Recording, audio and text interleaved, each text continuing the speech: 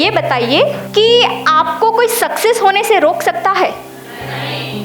एक बार दिल पे हाथ रख के मुझे बताइए, आपको कोई सक्सेस होने से रोक सकता है? नहीं। पक्का?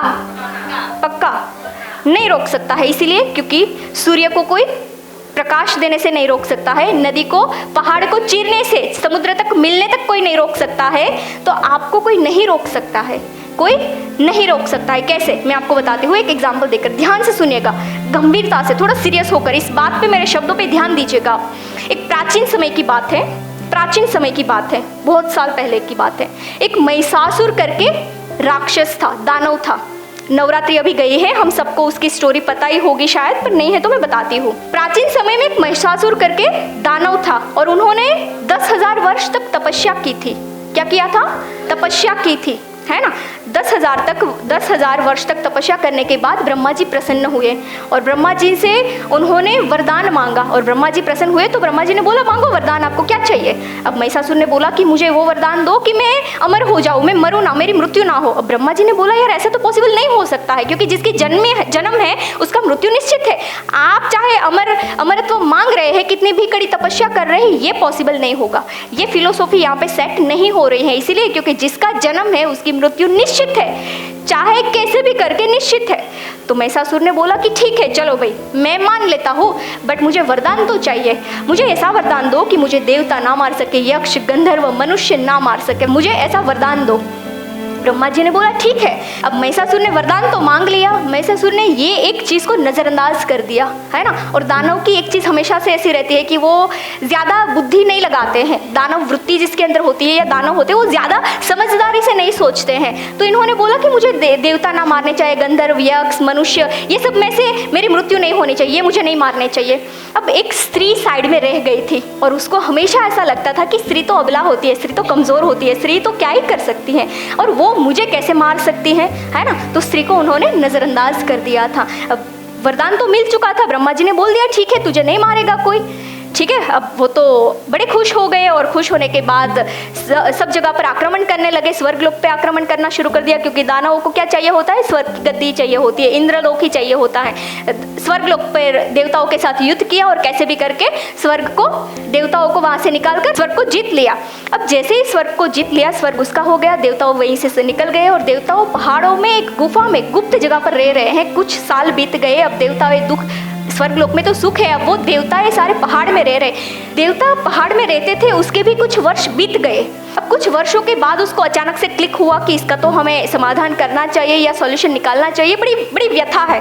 तो वो लोग गए ब्रह्मा जी के पास और ब्रह्मा जी को जाकर बताई कि भाई ये दानव जो है हमारा स्वर्गलोक ले लिया है और हम इस तरह से ऐसी तकलीफों के साथ अभी रह रहे हैं, आप हमें सपोर्ट करिए, हेल्प करिए। ब्रह्मा जी ने बोला कि मैंने ही तो वरदान दिया है, मैं कुछ इसमें कर नहीं सकता हूँ क्योंकि वो बड़ा शक्तिशाली राक्षस है, तो मेरा कुछ नहीं हो सकता है। वो सब मिलके गए शिव जी के पास और शिव जी के पास जाने के बाद वहाँ पे ये व्यथा बताई कि भाई हमें आप सपोर्ट करिए और ये हमारा जो स्वर्गलोक है जिस पे हमारा अधिकार है वो हमें वापस दिलवाइए। तो शिव जी ने बोला मेरा भी इसमें कुछ नहीं हो सकता, हम चलते हैं सब विष्णु जी के पास। अब वो सब मिलकर विष्णु जी के पास गए। विष्णु जी ने भी यही कहा कि भाई ये बड़ा शक्तिशाली दानव है, मैं नहीं कर सकता हूँ, क्योंकि दानव जो है वो बड़ी कड़ी से कड़ी तपस्या करता है और तपस्या करके उस पद को हासिल कर देता है, फिर वो पद को उसी से छीनना या लेना बड़ा मुश्किल हो जाता है, क्योंकि वो पद छीनने के लिए वापस उतनी शक्ति तो चाहिए किसी और के सामने, वो शक्ति नहीं होती है।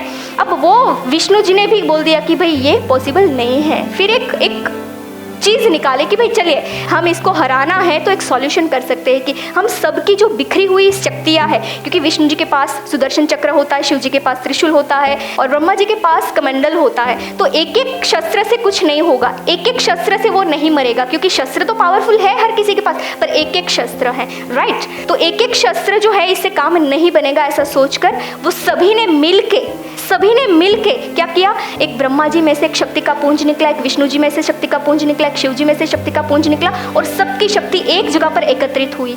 अब एकत्रित जैसे ही वो सारी शक्ति हुई और वहां से माँ जगदम्बा भगवती का प्राकट्य हुआ, है ना, एक ऐसी स्त्री का प्राकट्य हुआ वहां से कि जो सर्वशक्तिशाली थी, सर्वशक्तिशाली ऐसी स्त्री अब वो स्त्री का तो प्राकट्य हो गया, माँ भगवती तो आ गई, प्राकट्य हो गया। अब युद्ध की बात आई कि भाई युद्ध के लिए माता को तैयार करिए। तो सबने अपने अपने शस्त्र दिए, देवता जितने भी देवता थे, अग्नि देवता, सूर्य देवता, जितने भी देवता थे वो सबने अपने अपने शस्त्र दिए। किसी ने शंख दिया, किसी ने धनुष दिया, किसी ने रस्सी दिया। इस तरह से माता को अपने अपने शस्त्र दे दिए। विष्णु जी ने अपना सुदर्शन चक्र दिया, शिव जी ने अपना त्रिशूल दिया और ब्रह्मा जी ने अपना कमंडल दे दिया।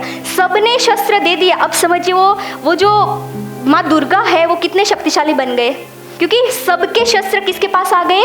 माँ दुर्गा के पास। अब वो सारे भगवान के पास तो शस्त्र थे, वो शक्तिशाली तो थे, बट एक एक शस्त्र थे उनके पास, एक एक शस्त्र शक्तिशाली था। अब जब सारे शस्त्र एक के पास ही आ जाते हैं तो वो कितने शक्तिमान बन जाते हैं, कितने शक्तिशाली बन जाते हैं माँ, राइट। तो वो एक स्त्री की शक्ति। अब आपको पता है कि वो सारे शस्त्र लेकर वो माँ भगवती ने महिषासुर को मार दिया। महिषासुर को मारने के लिए भगवान विष्णु, भगवान शिव और ब्रह्मा जी अकेले काम नहीं आए। क्या किया? वो उसकी थे वही, पर उसकी जो शक्ति थी वो डिस्ट्रीब्यूट थी। अब उन्होंने क्या किया? मारना था।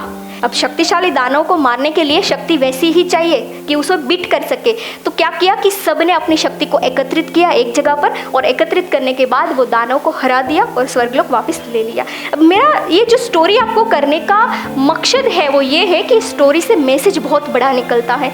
स्टोरी से मैसेज ये है कि जैसे आपने बोला कि हमें सक्सेस होने से कोई नहीं रोक सकता है, तो मैं बोलूँगी आपको रोक सकता है। इसीलिए क्योंकि देखिए, जब आप ही है और आपकी शक्ति 10 जगह पर डिस्ट्रीब्यूट हुई है तो आप हेयर स्टाइल नहीं सीख सकते हैं। आपकी शक्ति घर पे भी है, आपकी शक्ति बच्चों पे भी है, आपकी शक्ति पति पे भी है, आपकी शक्ति बाहर भी है, आपका ध्यान बाजू वाले पे भी है। तो आपकी शक्ति तो है, बट वो शक्ति डिस्ट्रीब्यूट है। जब तक डिस्ट्रीब्यूट है तब तक आप किसी का संहार नहीं कर सकते हैं, किसी का आप नाश नहीं कर सकते हैं। अगर आपको शक्तिशाली बनना है तो आपकी सारी शक्ति को एकत्रित करना पड़ेगा। आपके पास जितनी भी बिखरी हुई शक्तियां हैं वो सारी शक्ति को एकत्रित करना पड़ेगा। और जब आप एकत्रित करोगे तो मैं गारंटी देती हूँ कि आपको हेयर स्टाइल आने से तो क्या, सक्सेस होने से भी जिंदगी में कोई नहीं रोक सकता है, पूरी जिंदगी में कोई नहीं रोक सकता है। और एकत्रित यानी कि एक फोकस, एक चीज है ना। एक चीज किसे बोलते हैं कि ना मेरा फोन, ना मेरे बाजू वाले, ना मैं, मुझे कुछ नहीं दिख रहा है, मुझे हेयर स्टाइल के अलावा और कोई चीज अभी समझ नहीं आ रही है, मुझे एक ही चीज समझ आ रही है, मुझे एक ही अभी पा रहा है, मुझे एक ही अभी पसंद आ रहा है, जो भी हो रहा है वो एक ही हो रहा है।